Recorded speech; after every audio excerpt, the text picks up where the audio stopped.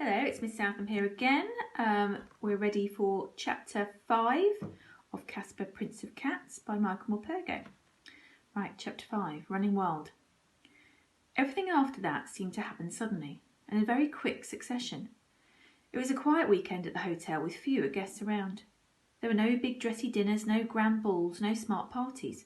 All of us who worked there preferred it like this, even if the day could drag a bit. Everyone was more relaxed. I liked the weekends anyway, because Kaspar and I usually saw more of Elizabeth then. She'd be bored out of her mind downstairs and would often sneak up to see Kaspar, sometimes 3 or 4 times a day, leaving me a note each time. I finished work early on a Sunday, so I usually see she'd be up there in my room with Kaspar, waiting for me when I got back. Sometimes she'd steal away some scones and cake and hide them away in a napkin. She was always saying I was too thin and needed feeding up. And since I was always more than a little hungry after work, I didn't argue with her. We were sitting there one Sunday evening tucking into some delicious fruitcake when I heard a voice in the corridor outside. Skullface. It was Skullface. She was talking to Mary O'Connell and she was not in a good mood. "That idiot boy, Johnny Trot, is he in?" "Oh, I haven't seen him, Mrs. Blaze," Mary told her. "Honest?" The footsteps came closer and closer, the bunch of keys rattling louder with every step. Skullface was ranting now. "Do you know what he's gone and done? Well, I'll tell you, shall I? He's only used a black brush on Lord Macaulay's best brown boots. There's black all over them. And who gets the blame? Me. Well, I'll have his guts for garters, I will. Where is he?" "I don't know, Mrs. Blaze. Honest to God, I don't." Mary was doing her best for me. The footsteps were right outside my door now, and there I was with Elizabeth in my room, and Kaspar cleaning himself on her lap. All she had to do was open the door and I'd get the sack for sure. I could hear my heart pounding in my ears. I was praying that somehow, anyhow, Mary would prevent her from opening that door. It was this very moment that Kaspar chose to stop washing his paws and sprang out of Elizabeth's lap, yowling in his fury. It wasn't his gentle meow that was his wailing war cry, and it was his shrill and loudly horrible noise. For a moment or two there was silence outside the door. Then, "A cat! So I live and breathe, a cat!" cried Skullface. "Johnny Trot's got a cat in his room? How dare he? How dare he? It's against the rules, my rules." I looked aghast at Elizabeth. Without a moment's hesitation, she picked up Kaspar and dumped him unceremoniously in my arms. "In the wardrobe," she whispered. "Get in the wardrobe, quick." Once in there, I crouched down, stroking Kaspar frantically to calm him down, to stop him from yowling again. Then I heard something I simply couldn't believe. Kaspar was yowling again from outside the wardrobe, from my room. Yet he couldn't be, because he was with me inside the wardrobe, in my arms, and he definitely wasn't yowling. Yet he was yowling. I could hear him. In my panic and confusion, it took several moments before I realised what was going on. Elizabeth was out there in my room and mimicking Kaspar's pitch perfectly. Mary told me afterwards. She told everyone afterwards exactly what had happened. Apparently, Elizabeth opened the door to Skullface, yowling and wailing at her just like Kaspar. Skullface just stood there, gaping at Elizabeth. She could not believe her eyes.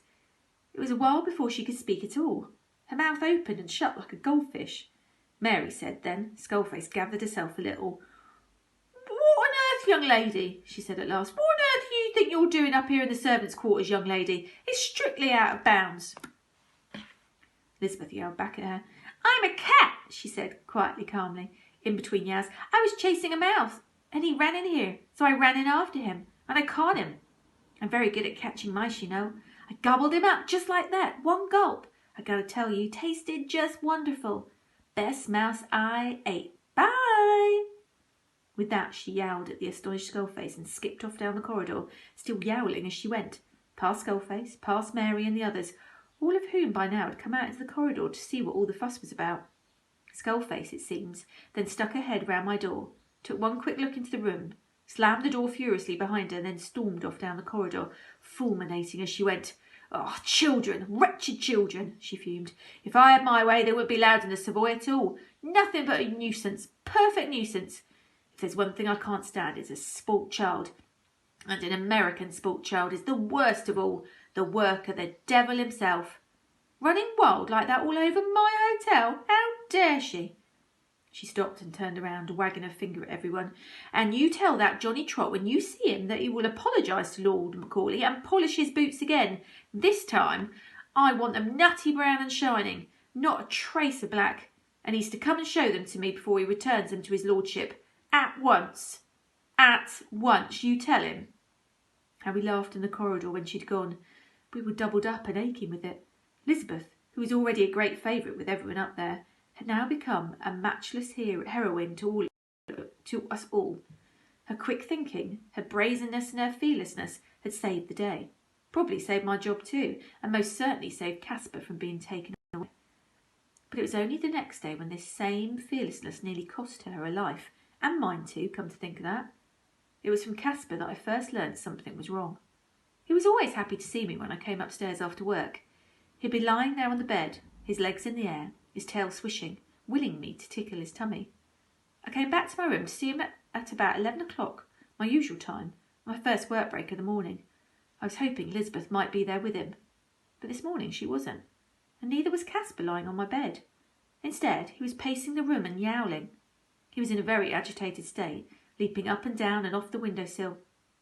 I'd seen him do this before if there was a pigeon strutting up and cooing at him from the parapet outside the window. But there was no pigeon. I tried feeding Kaspar. I thought it might calm him down, but he wasn't interested.